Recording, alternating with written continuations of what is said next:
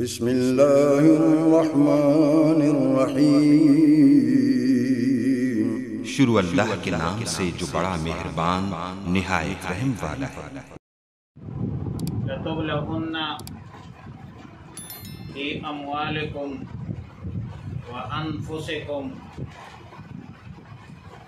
تم لوگوں کو ضرور بالضرور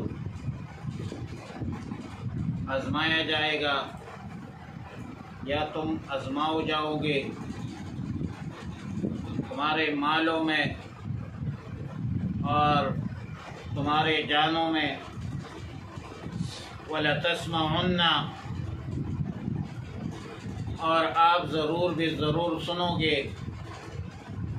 مِنَ الَّذِينَ أُوتُوا الْكِتَابَ مِنْ قَبْلِكُمْ وَمِنَ الَّذِينَ أَشْرَكُوا أَذًى كَثِيرًا، ان لوگوں سے جن لوگوں کو پہلے کتاب دی گئی، اور ان لوگوں سے جنہوں نے شرک کیا، اذًا کثیرا، بہت سی دل آزاری کی باتیں۔ وَإِن تَصْبِرُوا وَتَتَّقُوا فَإِنَّ ذَلِكَ مِنْ عَزْمِ الْأُمُورِ، اگر تم صبر کرو اور تقوی اختیار کرو تو بلا شبہ یہ ہمت کے کاموں میں سے ہے۔ آیات مذکورہ میں مسلمانوں کو تعلیم ہے کہ یہود، نصارہ اور مشرکین بدزبانی، زبانی اظہارثانی اور پروپیگنڈے سے تمہیں متاثر اور مرعوب کرنے کی کوشش کریں گے، تمہارے ذہنوں پر یہود، ہنود اور نصارہ اپنی بالادستی قائم کرنے کی کوشش کریں گے،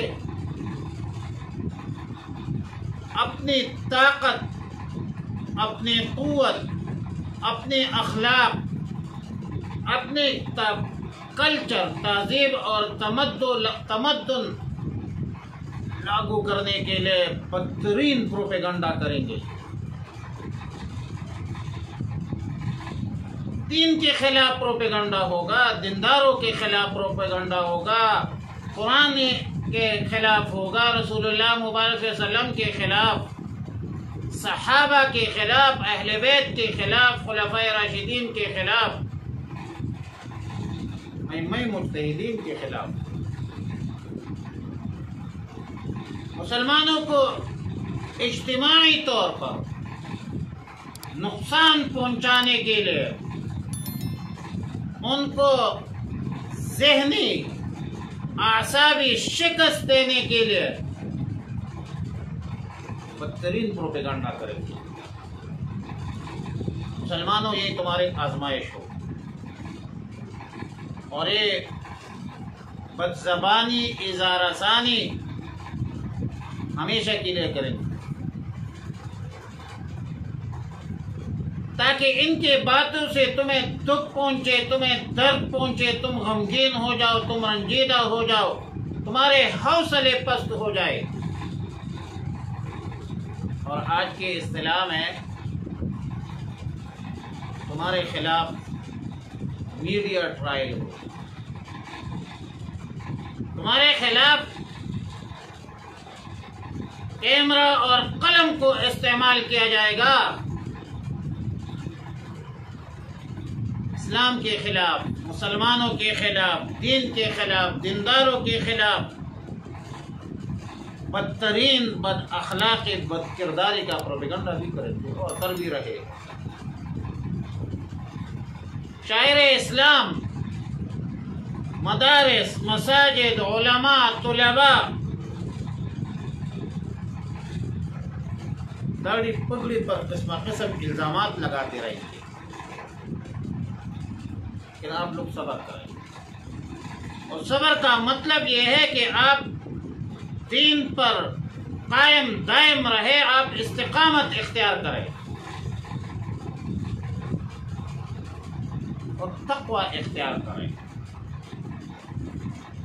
اور یہ استقامت اور ہمت اور عزم اور باہمت لوگوں کا کام ہے، اور الحمدللہ مسلمان پرعزم بھی ہے اور باہمت بھی ہے جب تک قرآن و سنت کے ساتھ وابستہ رہے، جب تک اللہ کے احکامات اور رسول اللہ مبارک صلی اللہ علیہ وسلم کی تعلیمات کے ساتھ وابستہ رہے۔ اگر قرآن و حدیث سے دور ہو گئے پھر استقامت کہاں سے آئے گی، پھر تقوی کہاں سے آئے گا؟ لہذا جب تک مسلمان قرآن و سنت، اللہ کے احکامات، رسول اللہ مبارک صلی اللہ علیہ وسلم کی تعلیمات پر کاربند ہے، پابند ہے، وابستہ ہے، قرآن و سنت سے ہدایت لیتے ہیں، رہنمائی لیتے ہیں، اور بزرگان ملت کی سرپرستی میں دین پر چلتے ہیں، اللہ کے احکامات، رسول اللہ علیہ وسلم کی سنتوں پر چلتے ہیں، پھر یہود نصارہ ہنوز کچھ بھی نہیں۔ ان کے پروپیگنڈے سے کوئی مسلمان مرعوب نہیں ہوتا، کوئی مسلمان ان کے پروپیگنڈوں سے متاثر نہیں ہوتا، کیونکہ قرآن خود رہنمائی کرتا ہے کہ یہ آپ کے خلاف پروپیگنڈا کرے۔ جب قرآن مجھے کہتا ہے کہ یہ پروپیگنڈا ہے، یہ یہود کا ہے، یہ نصارہ کا ہے، یہ ہنود کا ہے، مشرکین کا ہے، بحیثیت مسلمان پھر میں نے تو قرآن کی بات ماننی ہے، بحیثیت مسلمان میں نے رسول اللہ مبارک صلی اللہ علیہ وسلم کی حدیث پر عمل کرنی ہے، لہذا مجھے اعصابی طور پر آپ شکست نہیں دے سکتے بحیثیت مسلمان۔ میں ذہنی طور پر آپ سے متاثر نہیں ہو سکتا، اس لیے کہ میں حبل اللہ، اللہ کی رسی کو میں نے مضبوطی سے تھاما ہے، میں نے قرآن کو پکڑا ہے، میں نے حدیث کو پکڑا ہے، میں قرآن و سنت کے تعلیمات میں اپنی زندگی بسر کر رہا ہوں، لہذا بحیثیت مسلمان جب قرآن و سنت کے ساتھ وابستہ ہے، ان دین طبقے، یہ عالم کفر، یہ یہود نصارہ اور ہنود کے پروپیگنڈوں کو شکار نہیں ہوتے۔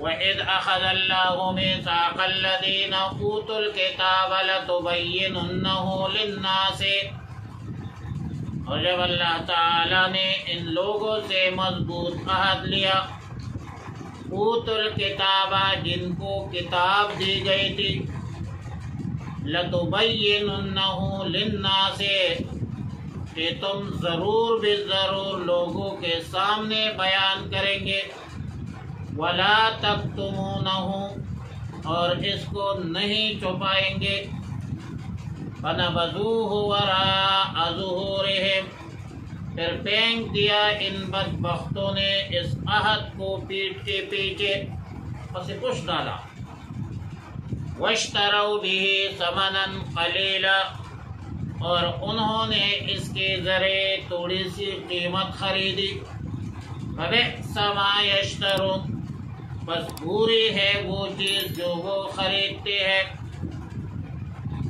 لا تحسبن الذین یفرحون بما اتوا، آپ ہرگز خیال نہ کریں کہ جو لوگ اپنے کی پر خوش ہوئے ہیں، وَيُحِبُّونَ أَن يُحْمَدُوا بِمَا لَمْ يَفْعَلُوا، اور اس بات کو پسند کرتے ہیں کہ جو کام انہوں نے کیے ہیں ان پر ان کی تعریف کی جائے۔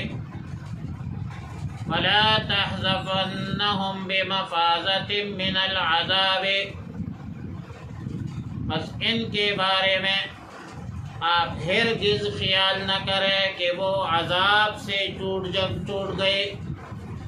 وَلَهُمْ عَذَابٌ أَلِيمٌ، اور ان کے لیے دردناک عذاب ہے۔ وَلِلَّهِ مُلْكُ السَّمَاوَاتِ وَالْأَرْضِ، اور اللہ کے لیے ہے بادشاہت، سلطنت آسمانوں کا اور زمینوں کا۔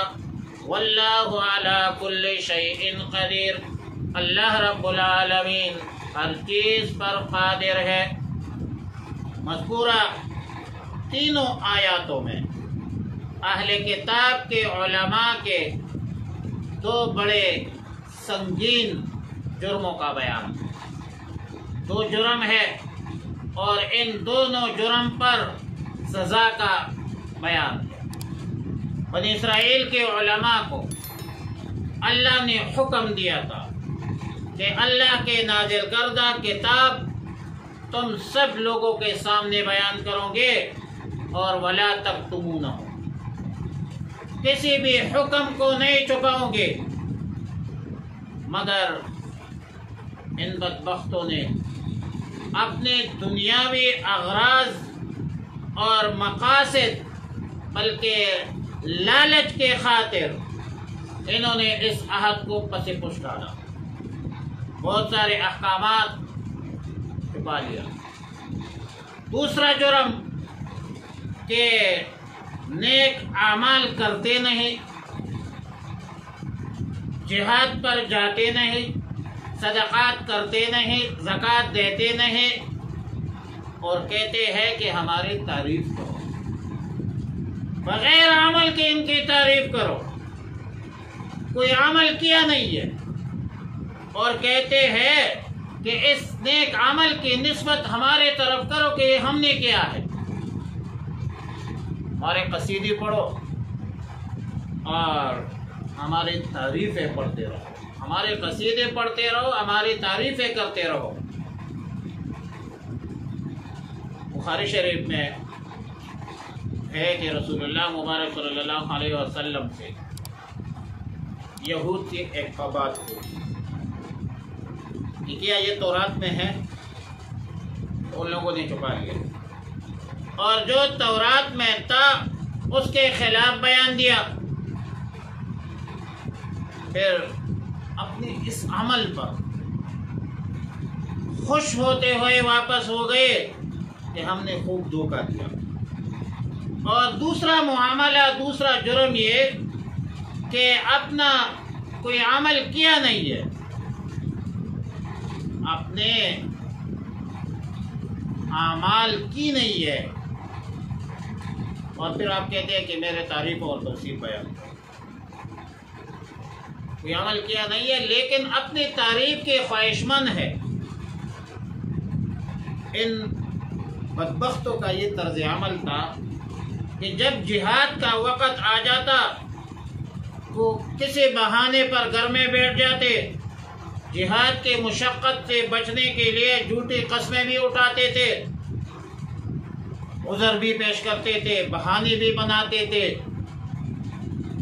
لیکن پھر بھی یہ چاہتے تھے کہ لوگ ہمارے تعریفیں بیان کریں کہ ہم بڑے لوگ ہیں، اچھے لوگ ہیں۔ قرآن کریم نے ان دونوں چیزوں کی مذمت کی۔ نمبر ایک، اللہ کے احکامات چھپانا، علم دین چھپانا، یہ بھی حرام ہے۔ ہاں اتنا ہے کہ یہ حرمت اسی طرح آج کے دور میں حرام ہے، علم دین چھپانا بالکل آج کے دور میں اسی طرح حرام ہے جس طرح یہودیوں نے کیا، جو یہود کا طرز عمل تھا کہ اس پر آپ دنیاوی اغراض، مفادات اور مقاصد حاصل کرے اور دین فروش بن جائے۔ تو دین فروشی، دین بیچنا تو یہود کا مشغلہ تھا، یہود کا طرز عمل تھا۔ دین فروش مت بنو، دین مت بیچو، دین پر پیسے وصول نہ کرو، البتہ کسی دینی مصلحت، کوئی شرعی عذر کے مطابق کوئی حکم آپ ظاہر نہ کرے تو وہ اس زجر میں، اس وعید میں داخل نہیں ہے۔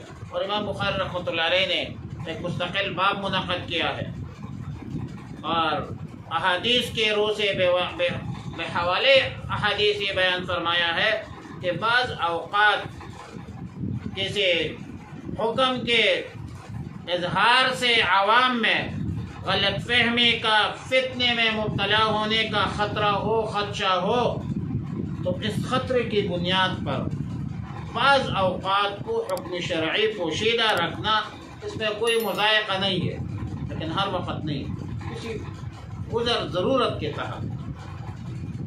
باقی نیک اعمال پر کسی کی توصیف اور تعریف کا مطالبہ اور پھر اس پر مدح و ثنا کا انتظار اور انتظام اور اہتمام، عمل کے باوجود بھی قواعد شرعیہ کی روح سے مذموم عمل۔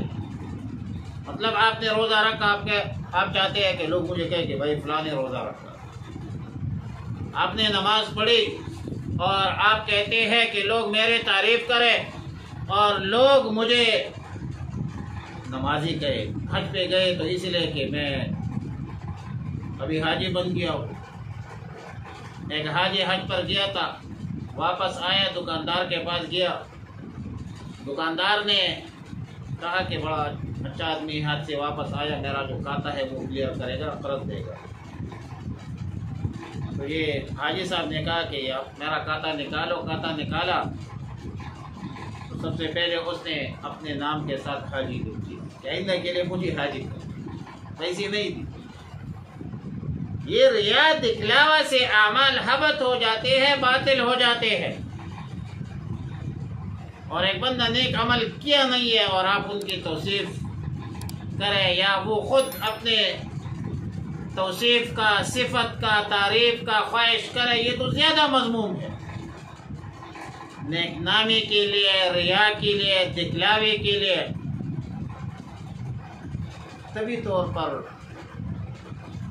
اپنی تعریف، اپنی مدح کی خواہش کرنا، مطالبہ کرنا ہر لحاظ سے غلط ہے۔ نہ کوئی شرعی لحاظ سے درست ہے، نہ کوئی اخلاقی اعتبار سے درست ہے، ہر زاویے سے غلط ہے۔ تعریف صرف اللہ کی بیان کرنا چاہیے، صفت اللہ کی بیان کرنا چاہیے، جو آسمان و زمینوں کا مالک ہے، جو خالق ہے، مالک ہے، رازق ہے، مختار کل ہے، جو ہر چیز پر قادر ہے، ہر چیز کا مالک ہے۔